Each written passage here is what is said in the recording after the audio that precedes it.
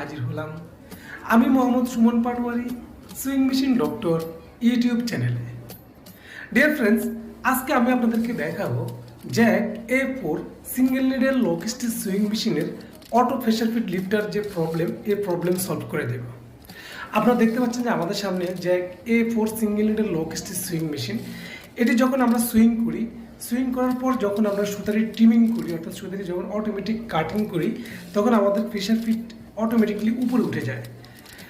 তো ঠিক আছে, অটোমেটিক উপরে উঠে যায়। যখন আমরা আবার এই সুইংটি করব তখন আমাদের প্রেসার ফিট কিন্তু লেট করে নামার কারণে কিন্তু আমাদের এই মেশিনে অনেক ধরনের সমস্যা হয়। অপারেটিং আনইজিং ফিল করে এবং কি অনেক অপারেটর এভাবে চালাতেও পারে না।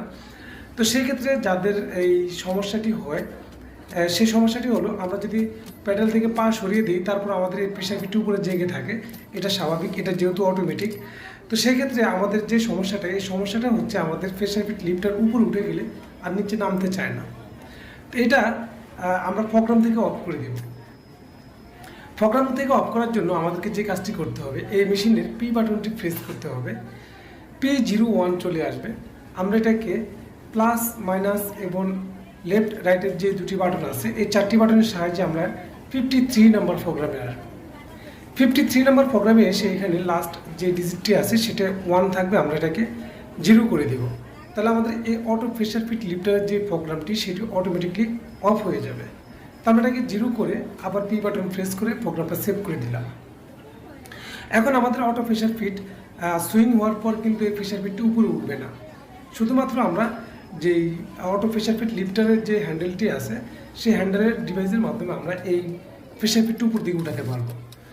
তো এই ক্ষেত্রে এই যে মেশিনগুলো অটো প্রেসার ফিট লিফটারের যে প্রবলেম, এই প্রবলেমটা আমরা চাইলে মেশিনের পিছনের সোলোনয়েড থেকেও সমাধান করতে পারি। তো এই সোলোনয়েড থেকে কীভাবে সমাধান করতে হয় সেটার জন্য আমি অলরেডি 2-3টি ভিডিও আপলোড করে রেখেছি। আপনারা চাইলে সেই ভিডিওগুলো দেখে নিতে পারেন।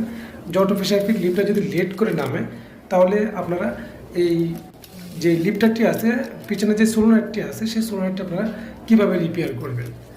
তো ডিয়ার ফ্রেন্ডস,